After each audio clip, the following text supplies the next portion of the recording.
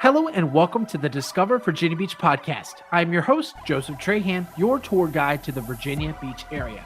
If this is your first time listening, I am so glad you found this show. Each week, I publish a new interview with locals ranging from musicians, government officials, CEOs, artists, and much more. And my aim is simple. It's to help you discover, define, and then go out and do exactly what you're looking for during your next vacation, relocation, or outing to the Virginia Beach area. And if you're looking to join in on the conversation, take part in monthly giveaways, and get your hands on my custom event calendars, head on over to Facebook and send me a friend request. That's Joseph Trahan. And check out my Facebook group of nearly 50,000 fans of the Virginia Beach area. Don't worry about writing anything down. The links for each episode, along with the Facebook groups, will be in the description below and also in the show notes. All right, here's the show. Today we have a very exciting episode welcoming in Richard Stradling, the dedicated charter fisher captain from Still Waters Fishing LLC. Captain Richard, who served as a Navy diver for 24 years, now brings his love for fishing to the Virginia Beach community with custom tours, tips, and a whole lot of fun that will help you enjoy the wonderful waterways of Virginia Beach. Welcome to the show, Rich. Thank you. I appreciate you having me. Yeah, we're super excited. Would you mind getting started with what brought you to the Virginia Beach area and what inspired you to build your life and your business here? So my first duty station was in Norfolk in 2000, and I did not move away till 2010, at which point I did not plan on coming back to the Virginia Beach area. But as the Navy has it, I came back and my wife's career took off and my children were doing really good in school. And I was the only one with a life change happening. So we were blessed to find a house that we were very, very happy with, mostly the wife happy with, and everybody else could live a very comfortable lifestyle. So we decided to stay. And pretty much the entire time, I've always been in the Chicks Beach area. And just from day one, fell in love with the place. I'm from Indiana, so when I'm standing outside at a friend's house in shorts and a t-shirt in January and it's 52 degrees, I was like, I can deal with this. Oh yeah, absolutely. Absolutely. Especially for our listeners who may not be familiar, Chicks Beach, Chesapeake Beach, East Beach, it's all right there. A beautiful conglomerate of one of the highlighted beaches here in Virginia Beach. It's a great place, right? Get a little bit of brackish water, get the calm bay. Very, very envious of where you're at, Rich. Very great location. Yes, love it. Yeah, so I understand you were in the Navy, and we of course appreciate that, and would love to hear from you if you have anything to share. How was your experience overall in the Navy? I understand like you started there and then you left 2010. You were like, hey, I'm out of here. How did your time in the Navy? How did it shape your view of the community overall here in the Virginia Beach and Norfolk area? So being in the military, obviously you get to go see, the entire globe, the best and the worst that, the globe has to offer, both in culture, people, and location. So it's not that I didn't really like Virginia Beach or Norfolk, but the lifestyle is definitely different from where I grew up. And both of our families are back in Indiana. So obviously, that's a super strong pull. But when you get in a place in life and you kind of see where life's kind of leading you, and you take a little stock of what you got, and you're like, what, it's not bad. There's plenty going on here. I love the weather here, especially being a guy that likes to fish a lot. You can fish in Virginia Beach all year round. We don't really get the snowstorms. Maybe once every 5 years we get about 5 inches of snow. Those anomalies are so weird. And unlike the Midwest, it doesn't matter how much snow you get. You still get to go to school. You still get to go to work. They're not canceling anything. Whereas here, if they talk about snow, like, we're going to shut it down. Yeah. Any mention of snow, it's like, what? The teacher's like, nope, we're good. We're going to stay at home. We'll do, teleschool or whatever. Business. Close for business. Yeah. Yeah. Well, Rich, I am really encouraged by that perspective, and it definitely is kind of, in a lot of ways, the pillar of your business of just, taking life as it comes and just being content with what you have, and then of course being a nature man yourself. You can't really choose the weather or choose, what gets caught on your lure. It's kind of what happens. When it comes to that general premise and that pillar throughout your life, I would love to hear maybe a little bit about the origin of how the business got started once you transition out of the Navy and into what we typically hear here is civilian life. Right. Yeah. So just before COVID, the house that we purchased is on a lake here in the Chicks Beach area. And so, I had a boat and I was always going fishing. And the first business that I had was making custom fishing lures. And I took 2 weeks off. This was probably like 4 or 5 years ago. That's what I did for 2 weeks, 8 to 10 hours a day. I just made fishing lures.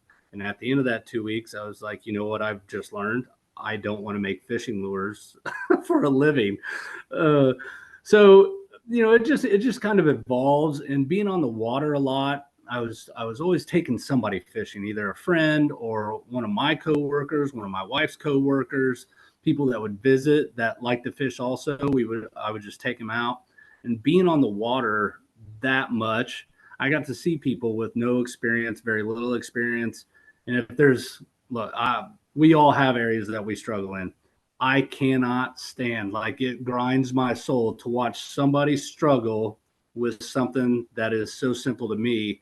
Sure. And that's kind of where, like, the business side, I was already taking people fishing anyways. And like, there's nobody doing a freshwater charter in Virginia Beach. It's a saltwater town. You got the bay, you got the ocean, you got the brackish water, like you said. And then you go a little bit farther south and it's still saltwater, bigger boats. So I was like, well, what is the process? How would a guy go about doing it? And I just started pulling the thread. And like a year later, I'm going through a captain's course hosted right here in Virginia Beach at TCC, get the captain's license, get the insurance. And the next thing you know, I've got a year before I'm processed out of the military. And I do have the business, got all the certifications and everything else, but I didn't have the time to really dedicate towards, website, Instagram, Facebook, all those social networking pieces that you got to have today to really get your name out there. And Virginia Beach is already an established tourist location. Right. So there's a lot of businesses, they've been doing it for, 10, 15, 20, 50 years. So they've already got the draw. People already know about it. So trying as a one-man show, so to speak, to raise your hand like, oh, look over here, look over here. When people are coming to visit Virginia Beach, they're not thinking freshwater fishing, right? They're thinking about the beach and the ocean front and all of the other amenities that the area has to offer. So, this is year one of, full-time effort and engagement, and it just continues to grow from there. Yeah, well, Rich, I really appreciate you highlighting that. And of course, not many people know, like, there is fresh water here, with the river and parts of the bay. It's amazing. It's great. We always love going through Lincoln Bay. That's always a great time. I don't know if that's fresh water. Is it? I think it's brackish. So if it's connected to the saltwater community, I don't know much about it. Okay, it flows from the bay, so it's probably brackish. But Right. back to the original point here. You started a unique service that, not many people have, which is why we wanted to have you on the show. We've had a few people that do, kayak tours and boat tours and stuff because Virginia Beach is predominantly tourism. Would you mind, Rich, walking us through a day through the lens of what a customer might expect when they come to your shop or come to your boat? And then, of course, any information from where you're located and, of course, how people go set up that experience. Right. So once I get contacted by a customer, and I do my best to try to like funnel a lot of the questions through a questionnaire from my website when you want to schedule a trip. But I think the key for any engagement with a customer is communication. So, the webpage has information on it, but I always reach out and contact them like, hey, here's the deal. It's 5 hours. Where do you want to go? How do you want your day to look? Really kind of canvassing them. Like, what do you picture your day being on the water? Because 90% of my customers, they don't know anything about fishing or they don't have that much experience. So it's a lot of education piece. So really just making sure that they have a good time.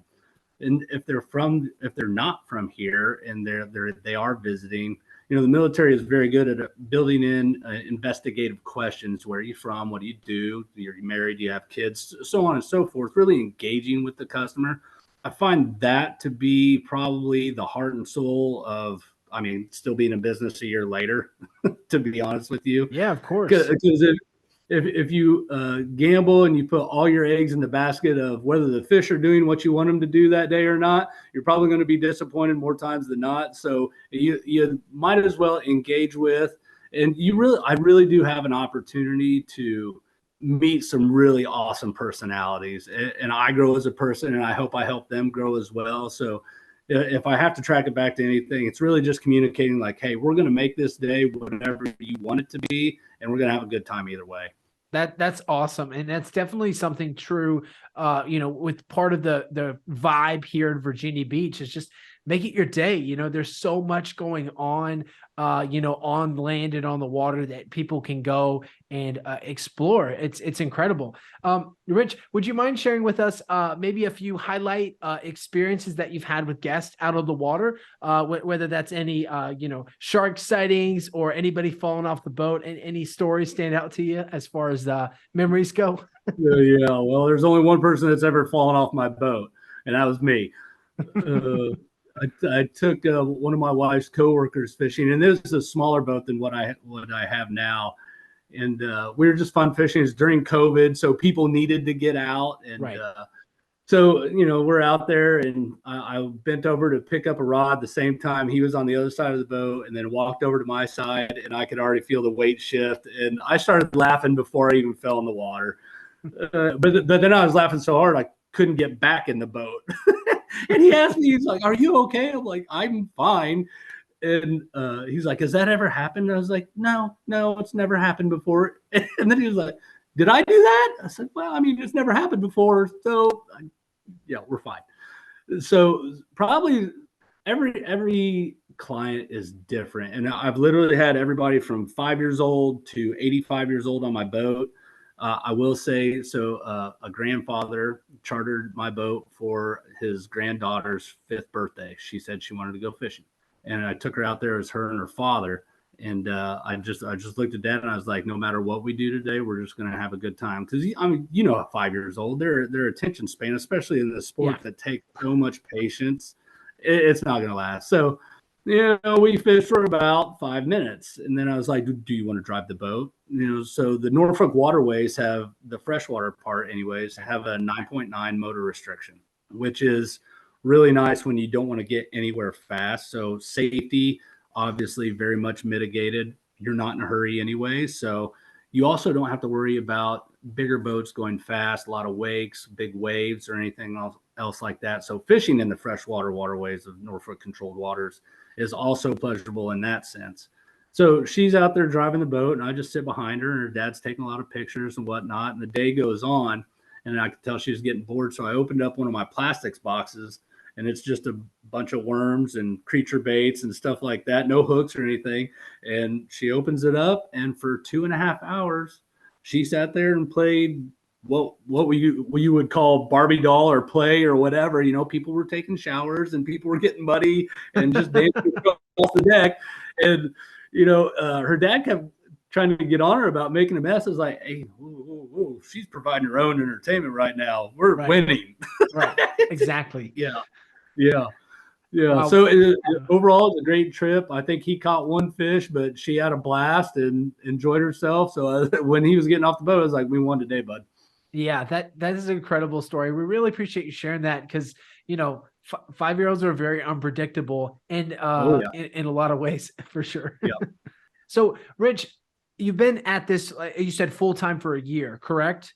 Yes. I'd imagine you've had quite a few charters to kind of maybe have some trial and errors for figuring things out, what to bring, what not to bring, and of course, how to educate and inform, best inform, people that have various skills of being on the water.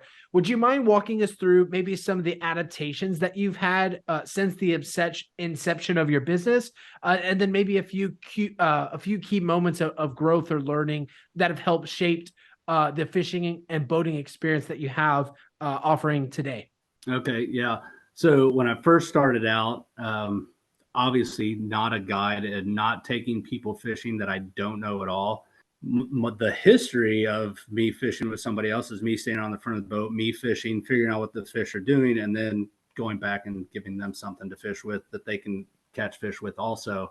Yeah. So I struggled right out of the gate. I was just giving clients rods with the best lure that I thought they were going to be able to catch fish, and taking them to a good spot and kind of trial and error from there. But when I try to teach clients when you set the hook or how to make the cast and this, like they just weren't there. And in these waterways, the fish relate to a very specific structure. We don't have grass. The only vegetation we have in the water around here is lily pads. So a lot of, lay downs, stumps, trees, stuff like that is what they relate to. So you have to be semi-accurate with your cast. So over the summer, what I started doing was I would let them kind of get familiar with the equipment, and then I would ask them for the rod, and I would make a cast in the area. I would fish for a little bit, and that kind of transitioned from me making a cast, showing them where it needs to go and how it needs to be fished, and then giving them the rod back to now I stand on the front of the boat and I make a cast, and I really try to spend an amount of time that doesn't encroach on their experience to catch the first fish, hand them the rod. Because at the end of the day, they've paid their money, they've taken the time out of their schedule. I want them to feel the fight of a fish. So if that means that I have to do it, like, I will. And that's like a fine line to walk, right? Like, you don't want to encroach on their fishing experience, because then your Google review will be, oh yeah, he's a great fisherman, but he never gave me the rod. He just caught all the fish, and then we left with all this fish. We didn't catch anything. Yeah. So trying to walk that balance of, letting them enjoy it, showing them how to do it. To be honest with you, like I said before, a lot of my clients, they don't know a lot about making a cast accurately or anything like that. So a lot of education. I don't think I've ever had a client that comes off of my boat that is not, they went from zero to hero as far as, if you do put a lure in a bush, in a tree, in a limb, 30 feet up or 3 inches off the water, there's no emergencies on my boat. Yeah. No one's going to fall into the water or anything. Yeah. Like, if it breaks off, I know a guy, he'll make me another one. We're going to backtrack a little bit. The lure is going to fall in the water, and we're fishing again. And that's we're winning. And anybody that can hold the rod, make the cast on their own, like 5-year-olds, they can't really whip a 7-foot rod around very easily. Sure. When they come on my boat, we're starting at ground zero. And when they come off my boat, they have 5 hours of education of pulling it out of limbs and everything else. That is 75% of the battle when it comes to freshwater fishing around trees and bushes and whatnot. So if they can do that, catching the fish is just a matter of time. Wow. Yeah. There's so much that goes into that. I mean, I'm sure you kind of appreciate you sharing that, going through that process of a full year of, just what to expect, how to anticipate the needs of your guests. It sounds very versatile. So is there a certain age range that you focus in, or is just kind of any age, any particular person, is it a certain number of people that can fit on the boat? So max capacity for me is two. And that's okay. Just due to the weight limit of what the boat can carry. Gotcha. What's your boat, if you don't mind me asking? What are the specs of your boat? It's 175, so it's about 18 foot long. Okay. So 18 foot. And what typically do you catch when you go out, aside from trees and bushes? Are there a common type of fish or wildlife that you catch underneath the waters that that typically pop up more often than not? I primarily target bass, but fishing is fishing. We've caught really nice crappie, bluegill. I've yet to catch a catfish with a client on the boat, but there's plenty of good catfish around. That happens plenty of times. And they're never, you can catch some small ones, but I've caught up to a 25-pound catfish and turned right back around and caught a 10-pounder with the very next cast. That's not that exciting for me because it's not the species I'm looking for. Sure. And they're going to take you for a ride for about 10 or 15 minutes when you have a bass rod in your hand. Oh yeah. I can imagine, catfish are just they're probably the meanest fish in my opinion. From Oh, what I know, yeah. very limited of watching Finding Nemo and fish movies. Catfish just seem very, very unfriendly, and I've heard not taste very well. Is that true? I I know have the no bass idea is the because I prime. don't eat them. Okay, yeah, that Yeah. exactly. They don't taste good. If Rich isn't And eating so, it, and don't that's eat it. I get a lot of clients that ask, "Hey, can we keep the fish and eat the fish?" And I just give them the disclaimer, like the freshwater waterways here are flood control lakes. There's not much flow, and they're surrounded by houses, so you don't know what people are putting in their yards. Sure. And I do not suggest eating it. Now, I haven't taken a biological survey or anything else like that. It just keep it safe, stick with the saltwater stuff. That's what you came to Virginia Beach for, not the bass or the panfish that you can catch anywhere. Yeah, yeah. That's a great disclaimer as well. Considering just how close you are to people, and what people are throwaway, on trash day. Just just be safe. Absolutely. Yeah, yeah.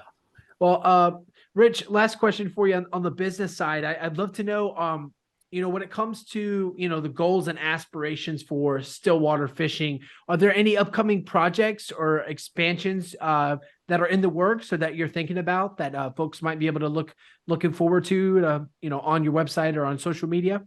Really, the next goal for me is just awareness and just to keep beating that drum and to become, like, for me, like, it would be awesome if I was a staple of the tourist environment. Like, if I start to see bookings that hit the 100 mark, the 150 mark, or 200 bookings a year during the season, like, that's really the goal. I would be overjoyed if somebody said, "I'm going on vacation to Virginia Beach." Somebody else say, "Have you heard of Stillwater's Fishing? Do you know about, this guy doing it down there?" And hopefully, I mean, business is all about hiring another person to help change their life, right? To grow the business, to make Sure. money, and help people grow in their own path. I mean, if there was 3 or 4 boat captains and we were busy, 3/4 of the year, or at least during the entire tourist season, I mean, that would just be, over the moon for me. I love that. That's so exciting. So definitely room for growth, room for expansion. And when does the typical season for you right now, Rich? Where does that start and stop? From sunrise to sunset every day. Oh, gotcha. As far as That's what I love about the are area. you like do you omit the winter season, or you just boating all year round? I know some chartering services cut off during tourism season, so I just wanted to clarify that. Right. Yeah. So when I first started the Instagram page, and I flirted a little bit with YouTube, and I'm working on that realm as well. My message from the very beginning has been, come to Virginia Beach when it's cold, especially if you like bass fishing, because November hits, all the hunters go to the woods. People put their rods and reels away because it's cold. It's football season, holidays, this, that, whatever. I literally have the water to myself from December to March when it hits 65, 70 degrees again. And Right. That's when the fishing is the best. And like, I just keep trying to say it and say it. Not that anybody's looking at my website on deciding on if they're going to take vacation to Virginia Beach at a certain time of year. But if they do, and they find out that, hey, the kids can go right down to the Norfolk Premium Outlets while, dad and brother or sister disappear on the boat for 5 hours and catch awesome fish on a day that you would not think, or that they're not biting, they are. Yeah, absolutely. Well, Rich, I really appreciate you sharing that because, a lot of folks here don't quite, especially our tourists, don't quite understand the value at a lot of times when it comes to the winter season, because a lot of beach towns kind of stop. They kind of die out during the winter season. But and my catchphrase here, we discover Virginia Beach is Virginia Beach starts its second life. It kind of has a new sense of a discovery and adventure that are quite frankly you don't get during the summer and typical tourism season. So that's great. Right. You offer that. Super exciting. And Rich, obviously this podcast is all about community and bringing people together for those experiences. Would you mind sharing possibly a story or ways in which you've kind of built your business around the community, particularly in how the community has influenced the way you live, work, and play here in the Virginia Beach area? So now that I have a little bit of time where I can actually go and mingle, and when we moved into this house, I told my wife, like, I'm going to die in this house because I love the Chicks Beach area. I love the weather. You know, now you add in a business that is after my own heart. So very happy. I've had the opportunity to kind of like mingle at these local businesses that I used to just stop by because I wasn't going to be here forever. I wasn't going to invest time. Now I've had time to invest, build relationships with some businesses around here. And while I don't have the size of the platform that would gain the interest of local businesses to like do a collaboration or something like that, it's year one, right? So I only have up to go, and the relationships that I am building, the time that I am spending with some of these local businesses, it's super exciting. Like every business in this little corner has a story. And especially right around the COVID area, some of these businesses have a great story.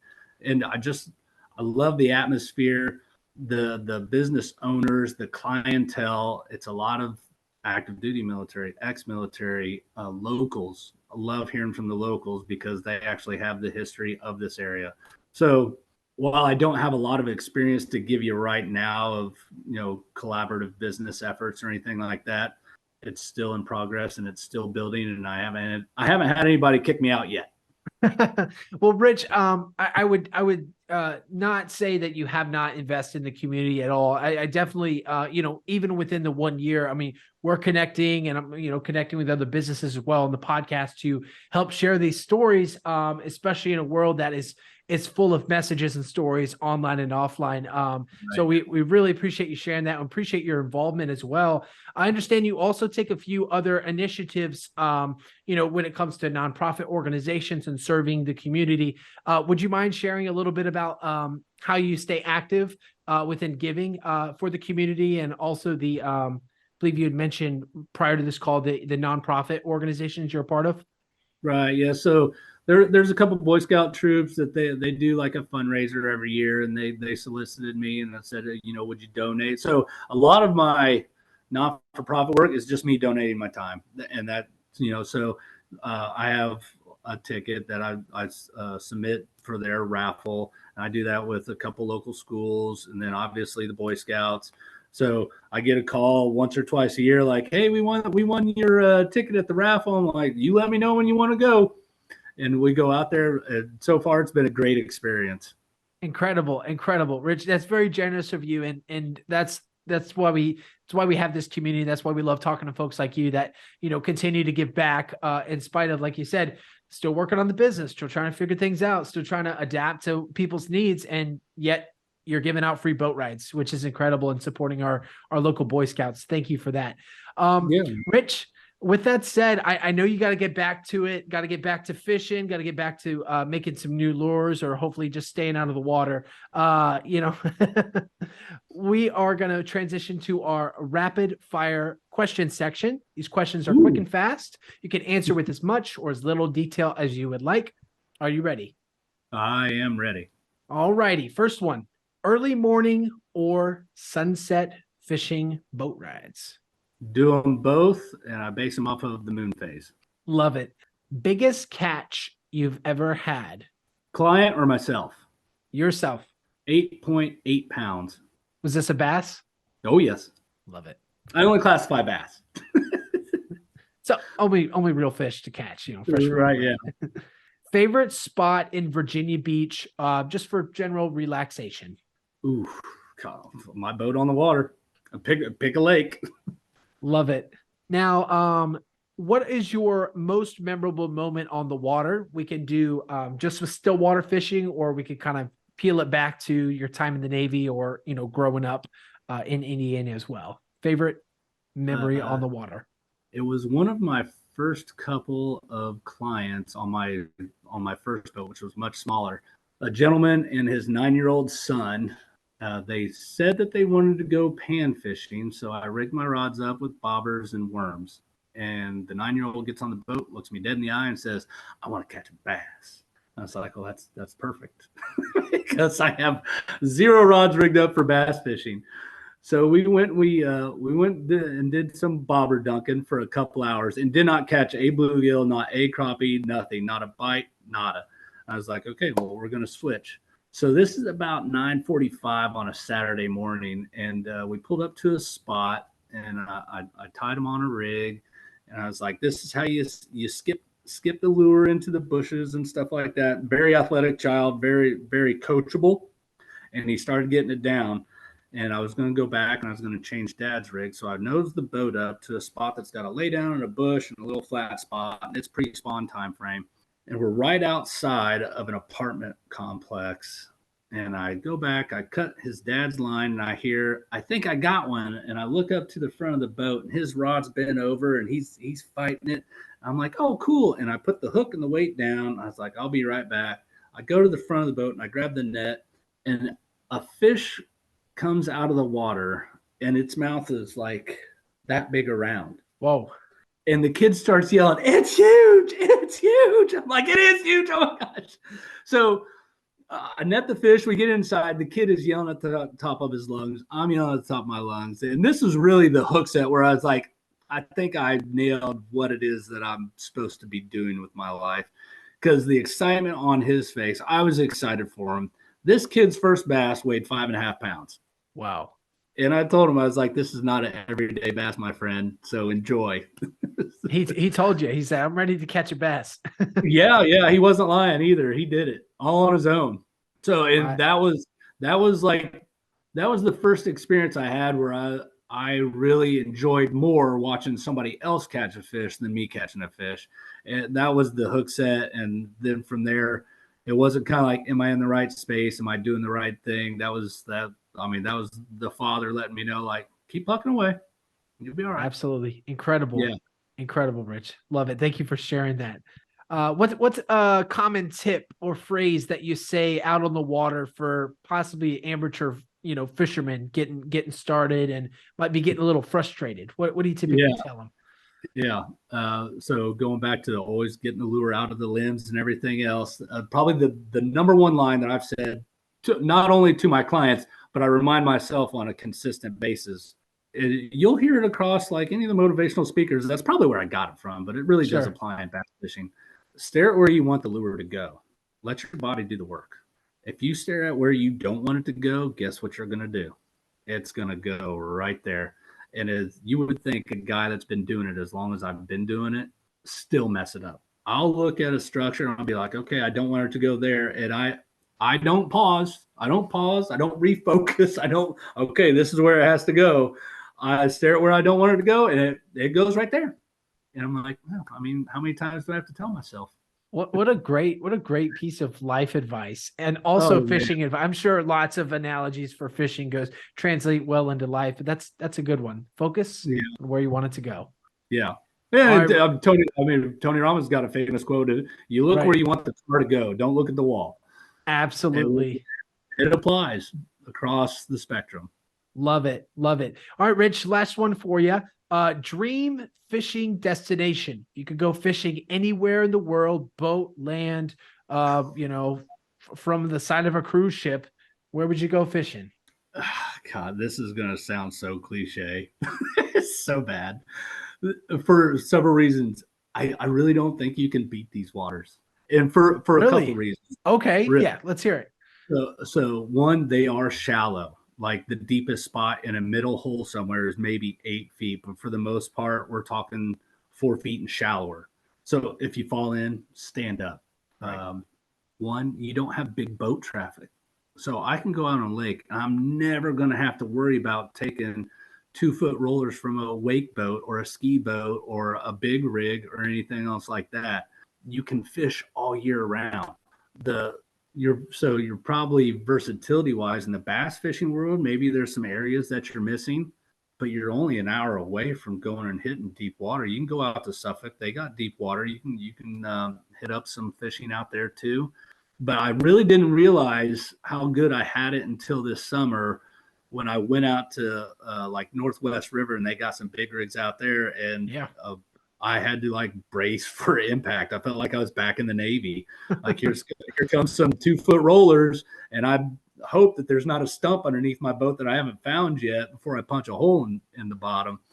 So there are bigger and better fish and maybe some more beautiful places, but the state of Virginia has a lot to offer if you're looking for the picturesque, beautiful backdrop fishing. It's in the state of Virginia. And if you come to Virginia Beach, like, it's tough to beat. I have fished. I've fished Table Rock. I go and I walk the Susquehanna River every year.